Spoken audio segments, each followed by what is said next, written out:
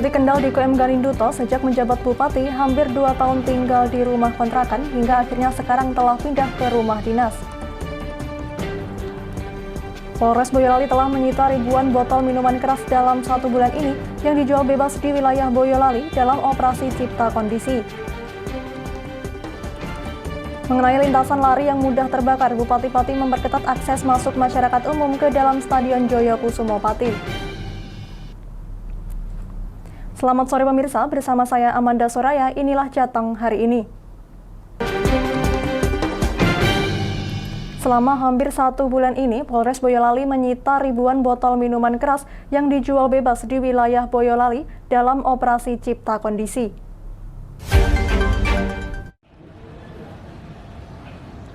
Polres Boyolali dalam kurun waktu 1 bulan terakhir ini melakukan operasi Cipta Kondisi untuk menjaga kondusivitas wilayah. Salah satu hasil dari Cipta Kondisi ini adalah Polres Boyolali mengamankan sedikitnya 1.149 botol minuman keras dari berbagai jenis dan merek. Kapolres Boyolali AKBP Mori Ermon menjelaskan ribuan botol miras ini disita dari 6 orang pedagang miras di Boyolali. Pedagang miras menjual miras dari rumah dan beberapa warung. Kapolres menyebut kebanyakan miras yang didapat merupakan miras tradisional jenis ciu dan gedang lutuk yang produksinya tanpa izin edar. Dampak dari peredaran miras ini adalah timbulnya permasalahan sosial yang bisa menimbulkan aksi kriminalitas. Ini adalah penindakan dalam rangka kegiatan rutin yang ditingkatkan, yang dilakukan oleh jajaran Polres Boyolali. Kita menyadari di wilayah hukum Kabupaten Polres Boyolali ini banyak terjadi kegiatan tindak pidana perkelahian yang diawali dari meminum minuman keras tersebut. Para pedagang yang menjual miras dijerat dengan pasal tindak pidana ringan karena menyimpan, memiliki, dan menjual miras tanpa izin. Mereka dijerat pasal 26 ayat 2 Junto pasal 46 ayat 1G dengan ancaman hukuman 3 bulan, kemudian juga Perda Boyolali nomor 5 tahun 2016 tentang penertiban umum. Dari Boyolali, Taufik Irvani, Lingkar TV, melaporkan. Bupati Kendal Diko M. Garinduto sejak menjabat Bupati Kendal tinggal di rumah kontrakan. Mulai hari Minggu 23 Januari kemarin, ia akhirnya pindah ke rumah dinas. Diko merasa tenang tinggal di rumah dinas sekalipun jauh dari rumah penduduk maupun perkantoran. Bupati Kendal mulai hari Minggu kemarin menempati rumah dinas yang sempat mangkrak di era Bupati Mirna Anissa. Rumah dinas yang dibangun tahun 2013 selesai tahun 2015 ini sempat mangkrak dan ditumbuhi rumput. Semenjak Diko dilantik menjadi Bupati Kendal, belum pernah merasakan tidur di rumah dinas sebab rumah dinas Bupati yang lama dipakai rumah dinas Wakil Bupati, sehingga Diko memilih kontrak daripada menempati rumah dinas bercampur dengan rumput dan ilalang. Rumah dinas dengan luas lahan 18,5 hektar dan luas bangunan 1,7 hektar dengan biaya lebih dari 14 miliar itu sempat mangkrak dan dijadikan gudang oleh pemerintah Kabupaten Kendal. Sebelum ditempati, Bupati minta agar dilakukan pengajian selama 1 minggu agar membuat suasana menjadi tenang. Diko merencanakan bangunan seluas ini nantinya juga akan dijadikan perkantoran sebagian maupun comment center, bahkan untuk peringgitan nantinya kalau ada masyarakat yang akan menggunakan, bisa mengajukan surat ke Bupati sehingga masyarakat juga bisa memakainya. Ya, alhamdulillah aman, yang penting nyaman, terus juga ini insya Allah menjadi semangat baru juga bagi saya untuk memberikan kontribusi yang terbaik kepada pembangunan di Kendal maupun juga program-program agar bisa berjalan lebih baik lagi ke depannya dan bisa lebih dirasakan oleh masyarakat Kendal. Sebenarnya kalau bangunannya ini kan lahannya yang cukup besar ya, karena tadinya awalnya ini kan direncanakan sebagai kompleks perumahan Forkopimda, tapi ternyata itu tidak dilanjutkan dulu. Akhirnya baru ada rumah dinas bupati. Jadi memang rumah dinas bupati ini dibangun bukan hanya sekedar untuk rumah dinas, tapi juga untuk tempat kerja juga. Jadi ada ruang pertemuannya seperti paringgitan, ada ruang kerjanya, dan saya akan lengkapi juga dengan comment center. Jadi rapat-rapat pemerintahan itu bisa kita jalankan juga di sini. Diko menambahkan sekalipun jauh dari keramaian lingkungan masyarakat, namun ia merasa nyaman tinggal di rumah dinas sekalipun baru 1 malam. Bahkan saat ini juga masih dalam tahap penataan sambil jalan ke depan, sebab program awal ini selain rumah dinas Bupati juga untuk rumah dinas Forkopimda. Dari Kendal, Muhammad Arya, Lingkar TV, melaporkan. Pimpinan Lingkar Media Group berkunjung ke rumah dinas Bupati Kendal yang baru ditempati setelah hampir 2 tahun mengontrak. Ya, hampir 2 tahun Bupati Kendal ini mengontrak tidak menempati rumah dinas karena masih dalam tahap perbaikan.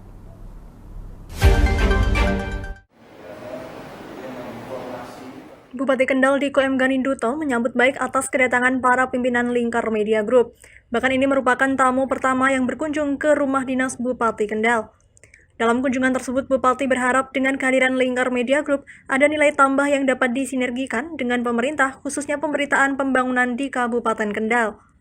Yang pertama bisa bersinergi dengan pemerintah Kabupaten Kendal.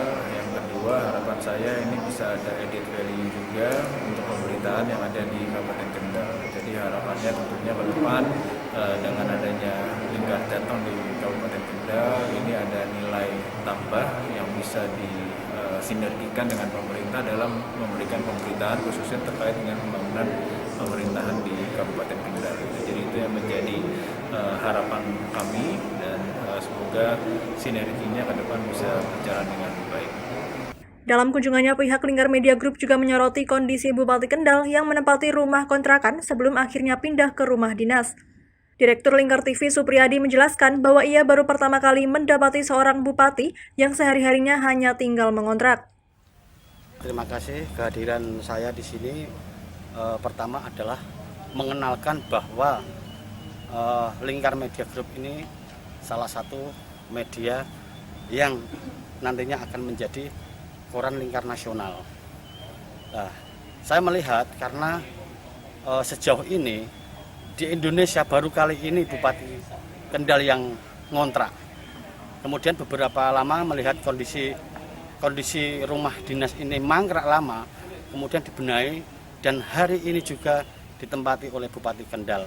Dan harapan kami dengan tujuan kami silaturahmi ini bisa berkolaborasi dengan pemerintah Kabupaten Kendal. Saya kira justru ini lebih bagus, Mas. Karena ketika rumah ini kosong, ini akan seolah-olah ini terlihat angker. Karena lahannya ini sangat luas sekali. Tapi setelah Bupati menempati ini akan berubah. Jadi seolah-olah ini akan menjadi tempat yang nantinya akan lebih baik lagi. Dalam kunjungan tersebut, 3 direktur Lingkar Media Group juga turut membeberkan terkait dengan gaya penulisan di masing-masing media yang ada dalam Lingkar Media Group, yang tentunya memiliki gaya penulisan tersendiri yang tentunya berbeda dari yang lain. Dalam pemberitaan, Lingkar Media Group selalu mengedepankan kaidah dan kode etik jurnalistik dan tidak asal membuat berita agar selalu berimbang dan membuat naiknya minat baca masyarakat. Direktur Koran Lingkar Jateng Muhammad Noval juga siap mengawal Kabupaten Kendal dalam hal pemberitaan yang positif. Namun jika terjadi penyelewengan sebagai media independen, pihaknya tetap akan menyajikan pemberitaan apa adanya, tanpa adanya opini di dalamnya. Dalam kunjungan ini, Diko berharap semakin banyak media yang ada di Kabupaten Kendal akan semakin maju, sebab tanpa media semua kegiatan di Kabupaten Kendal tidak akan diketahui masyarakat secara luas. Namun demikian tentunya berita yang positif yang membuat edukasi masyarakat Kendal semakin maju. Dari Kendal, Muhammad Arya, Lingkar TV, melaporkan. Jangan kemana-mana pemirsa, kami akan kembali usai jeda pariwara. Tetap bersama kami.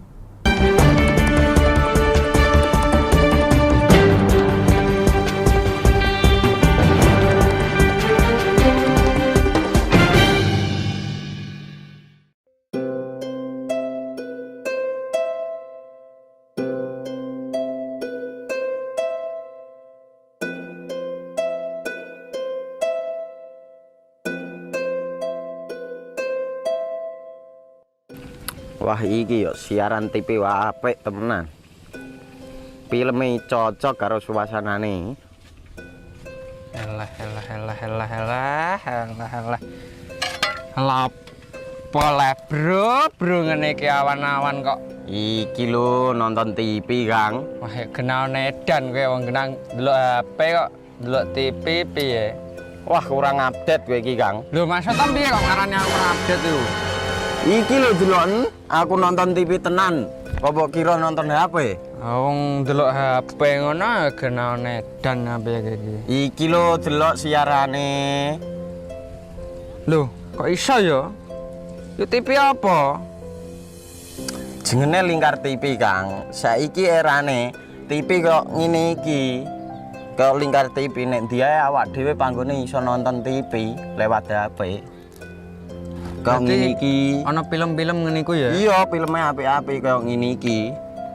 Awak dhewe nek sawah leren mbut gawe iso leren ndelok film-film ngene iki. Padha iso ngene iku. Iso, ora ketinggalan karo cah-cah kae.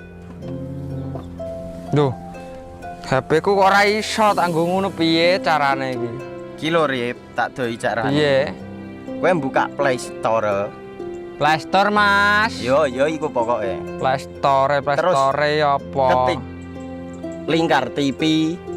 Engko lek wis ngono, klik install. Nah, engko wis ana metu menune Lingkar TV karek ndelok siaran apa ae.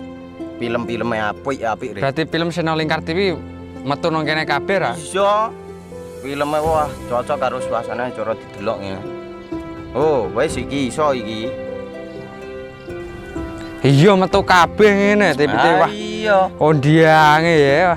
Makane Lingkar TV filme apik-apik kabeh. Iya, aku ngene kok. Lagi reti iki aku malah.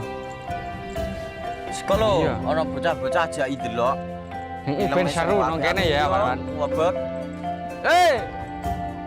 Rene lo. Tak deloki apik-apik ana film Jos iki.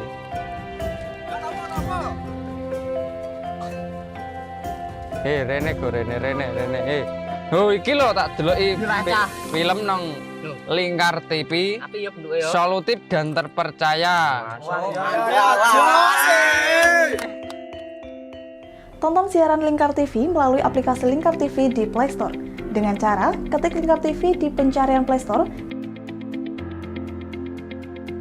kemudian tekan install. Mudah bukan? Nikmati tayangan-tayangan menarik dari Lingkar TV kapanpun dan dimanapun Anda berada.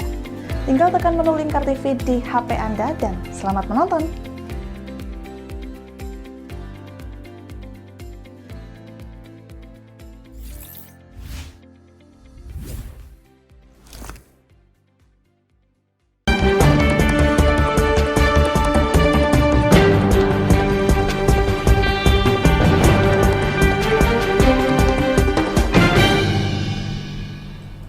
Masih bersama Jateng hari ini pemirsa, setelah diresmikan pada 15 Januari yang lalu, izin akses masuk ke dalam Stadion Joyo Kusumopati akan diperketat.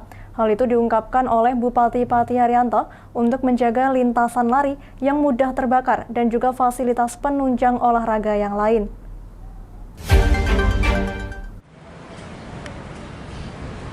Bupati Pati Haryanto mengungkapkan bahwa akses masuk Stadion Joyo Kusumopati yang baru saja ia resmikan akan diperketat. Ia menjelaskan bahwa hal tersebut untuk menjaga fasilitas olahraga di dalam Stadion Joyo Kusumopati, termasuk lintasan lari yang mudah terbakar. Bupati Haryanto mengungkapkan bahwa ia tidak mau setelah pemerintah Kabupaten Pati membiayai mahal perbaikan Stadion Joyo Kusumo, fasilitas harus rusak karena terlalu mudah akses masyarakat umum memakai Stadion Joyo Kusumo. Ia menambahkan bahwa saat ini Stadion Joyo Kusumo sudah dikelola oleh pengelola dan masyarakat umum yang ingin memakai Stadion Joyo Kusumopati harus izin terlebih dahulu demi menjaga fasilitas stadion terawat dengan baik. Ya ini sudah dipersiapkan, hanya saja kan nanti kan secara regulasi yang pinjam itu harus izin, ya izin, karena kita nggak bisa semua orang masuk. Kelola betul ini, ya kelola. Kalau perlu ya ada semacam sewa lah, sekalipun tidak maksimal sewanya. Ya untuk tambah perawatan. Bupati Pati Haryanto mengungkapkan bahwa bila perlu nantinya siapapun yang akan memakai Stadion Joyo Kusumopati bisa dibebani uang sewa untuk perawatan, hal itu untuk menjaga agar tidak semua orang dapat masuk. Hal itu juga disampaikan oleh Kepala Dinpora Parpati Rekso Suhartono. Ia mengungkapkan bahwa area dalam Stadion Joyo Kusumo bukan diperuntukkan untuk masyarakat umum, artinya hanya orang-orang yang memiliki izin yang dapat memakai area dalam stadion. Untuk yang khusus dalam stadion itu tidak semua orang bisa masuk, kecuali dengan izin dari OPD yang terkait. Kemudian untuk halaman stadion nanti bisa kita kelola untuk kegiatan area publik, misalkan untuk jalan santai atau untuk hal-hal apa yang ada di situ. Kepala Dinpora Pati Reksa Suwartono menambahkan bahwa nantinya area luar stadion juga akan menjadi prioritas pengelolaan. Pihaknya mengungkapkan bahwa halaman stadion dapat digunakan sebagai fasilitas publik. Dari Pati, Fajar Mukti, Lingkar TV, melaporkan. DPRD Pati melalui Komisi C dan Komisi D menerima audiensi dari pengusaha odong-odong dan pelaku wisata di Kabupaten Pati. Ya, pengusaha kereta wisata dan pelaku wisata di Kabupaten Pati mengeluhkan peraturan penggunaan odong-odong di tempat wisata. Sisi lain dari bapak-bapak Bertempat di ruang audiensi kantor DPRD Pati pada Selasa pagi, DPRD Pati melalui Komisi C dan juga Komisi D menerima audiensi dari pengusaha kereta wisata dan pelaku wisata di Kabupaten Pati. Audiensi turut menghadirkan Kepala Dinporapar Kabupaten Pati, Dinas Perhubungan Kabupaten Pati, Polres Pati, dan juga pihak yang terkait lainnya. Perwakilan pengusaha kereta wisata Pati Susilo mengungkapkan bahwa kedatangannya bersama dengan rombongan ke kantor DPRD Pati untuk menyampaikan aspirasi sekaligus minta bimbingan kepada pihak terkait agar kereta wisata dapat beroperasi di tempat wisata. Sepertinya ya minta bimbingan ya, dan minta bagaimana kira-kira teman-teman kereta wisata atau kereta hiburan se-Kabupaten Pati bisa jalan dan diketahui dengan pihak Pemda setempat diminta solusi yang terbaik biar tidak ada kecemburuan sosial dengan yang angkutan lain. Banyak aturannya kita kan mengikuti.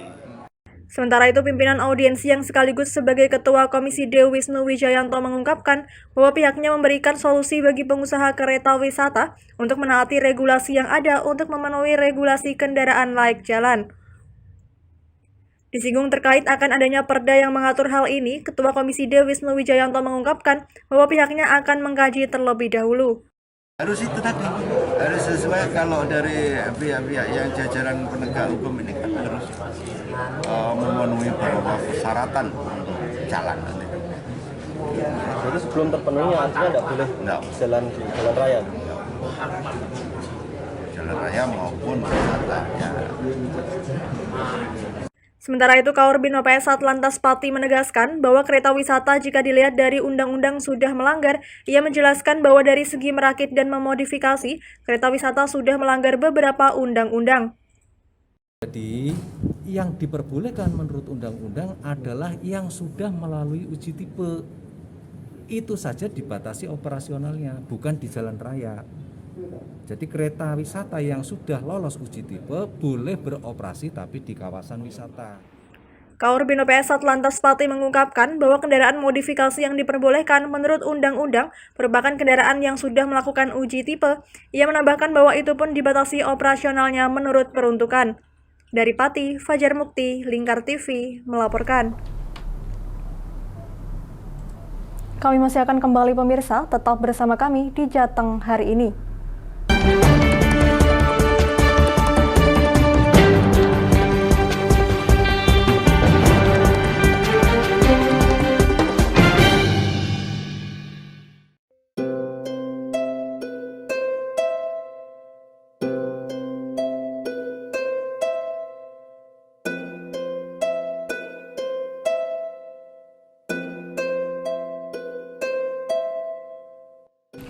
Wah iki yo siaran TV apik temenan.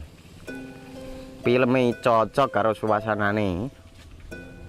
Elah.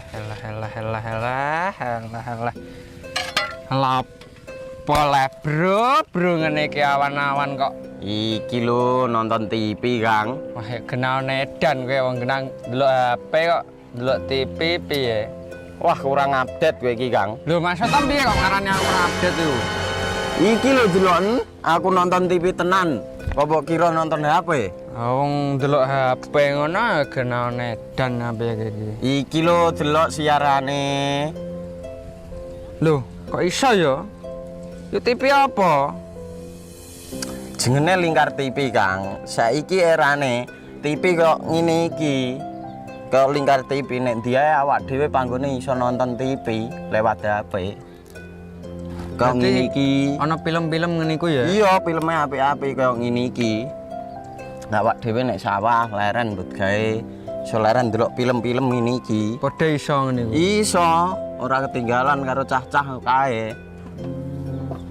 Duh. HP ku kok ora iso tak nggo ngono piye carane iki?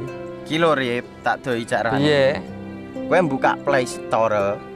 Play Store, Mas. Yo iku pokoke. Play Store apa? Ketik Lingkar TV.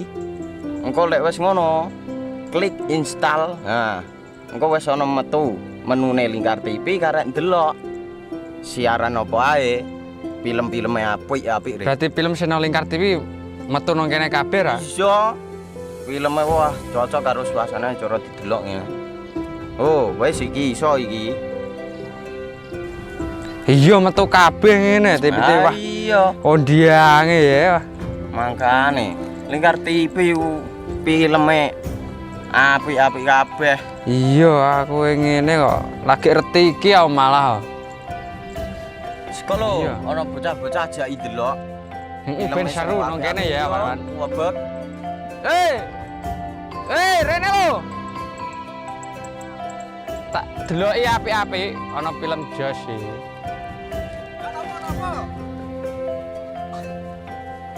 Rene go Rene. Oh iki lho tak deloki film nang Lingkar TV. Solutif dan terpercaya. Tonton siaran Lingkar TV melalui aplikasi Lingkar TV di Play Store. Dengan cara ketik Lingkar TV di pencarian Play Store, kemudian tekan install. Mudah bukan?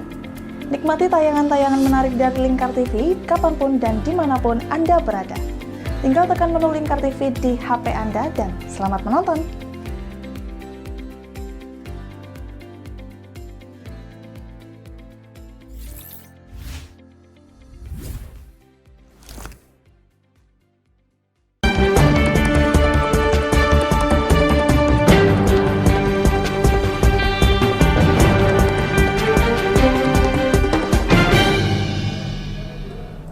Anda masih menyaksikan Jateng hari ini pemirsa.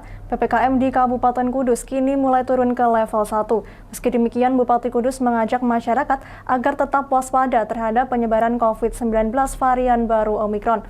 Penurunan level PPKM karena capaian vaksinasi COVID-19 dosis pertama di Kabupaten Kudus telah melebihi target 50% secara umum, serta 40% untuk lansia.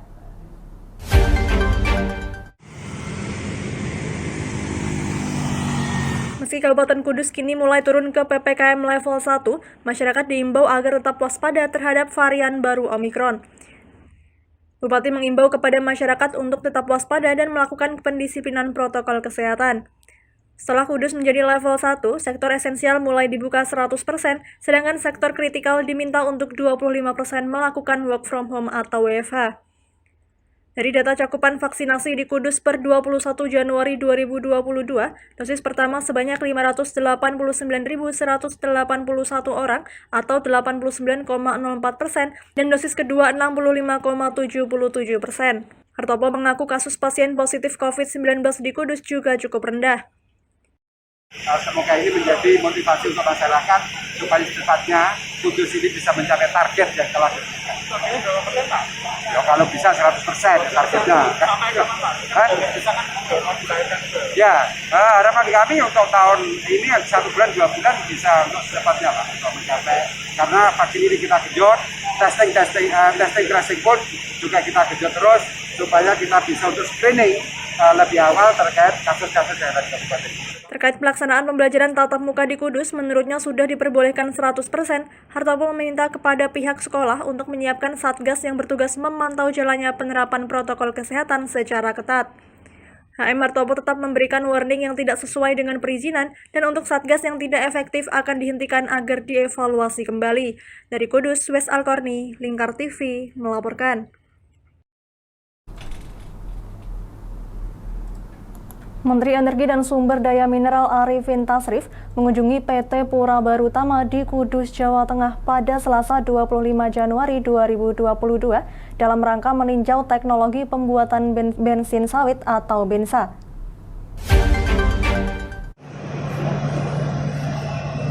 Peninjauan bahan bakar alternatif berbahan minyak kelapa sawit yang dikembangkan oleh Pusat Rekayasa Katalisis Institut Teknologi Bandung bersama dengan Divisi Engineering PT Pura Barutama merupakan bahan bakar dengan fraksi berkualitas tinggi. Teknologi ini merupakan hasil perancangan konstruksi dan pengujian oleh Pusat Rekayasa Katalisis Institut Teknologi Bandung bersama dengan Divisi Engineering PT Pura Barutama yang dibiayai oleh Badan Pengelola Dana Perkebunan Kelapa Sawit. Ya, Pak, rencana produksi massal biohidrokarbon itu kapan, Pak? Masih butuh waktu ya? Masih kalau yang ini kan dari skalanya kita akan lihat ditingkatkan sampai skala berapa. Dan nanti kita enggak ini dimanfaatkan di daerah-daerah penghasil sawit. Misalnya kampung atau kecamatan-kecamatan yang punya kebun sawit, ya mereka bisa menjadi produsen. Ya, dan bisa mendukung di masyarakat. Ya, nah, terus kalau besarnya nanti kita bikin kilang. Nanti bisa PT Pura Barutama Divisi Engineering turut serta berkontribusi dalam penelitian dan pengembangan energi alternatif biohidrokarbon dan mendukung percepatan pelaksanaan proyek strategis nasional yang tercantum dalam Perpres 109 tahun 2020. Kunjungan Menteri Energi dan Sumber Daya Alam Mineral Arifin Tasrif ditemani oleh Bupati Kudus HM Hartopo. Dengan adanya pengembangan energi alternatif ini, pihak penelitian dan berbagai elemen terus berupaya untuk mengonversi minyak sawit menjadi bahan bakar alternatif yang berkualitas tinggi. Pura ini memberikan support terhadap mesinnya, mesin pengolahan aja. Nah, untuk produksi pertama mungkin ada di Jawa Barat. Ada di Jawa Barat. Tapi harapan kami, saya minta sama Pak Menteri, mungkin bisa kerjasama bisa lebih untuk diintensifkan lagi terkait dengan pura ini bisa untuk diproduksi di Kabupaten Kudus. Jadi harapan kami tidak ada bahan bakar, ada kelangkaan bahan bakar di Kabupaten Kudus. Dan tentunya kualitas bagus, harganya pun mungkin lebih menjangkau untuk masyarakat. Nah, ini sangat luar biasa dan saya apresiasi juga ternyata Pura ini bukan hanya sebagai pabrik mesin kertas saja atau mesin cetak atau cetak uang, tapi ternyata dia produksi mesin-mesin teknologi, baik di pertanian, apalagi yang terbaru ada sebagai pengolahan bahan bakar dari CPO sawit. Mudah-mudahan kedepannya bisa tambah maju dan ini menjadi ikon Kabupaten Kudus. Adanya penelitian dan pengembangan energi alternatif yang berada di Kudus, pemerintah Kabupaten Kudus memberikan apresiasi penuh dalam kerjasama. HM Hartopo menyampaikan meskipun masih tahap proyek, namun sudah dikemas sedemikian rupa untuk terus dikembangkan bersama dengan PT Pura Barutama yang ada di Kabupaten Kudus. Dari Kudus, Wes Alkorni, Lingkar TV, melaporkan. Ya, berita tadi sekaligus mengakhiri kebersamaan kita kali ini. Terus saksikan Jateng hari ini setiap pukul 17 waktu Indonesia Barat hanya di Lingkar TV. Akhirnya saya Amanda Soraya, mewakili seluruh kerabat kerja yang bertugas, pamit dari hadapan Anda. Terima kasih dan sampai jumpa.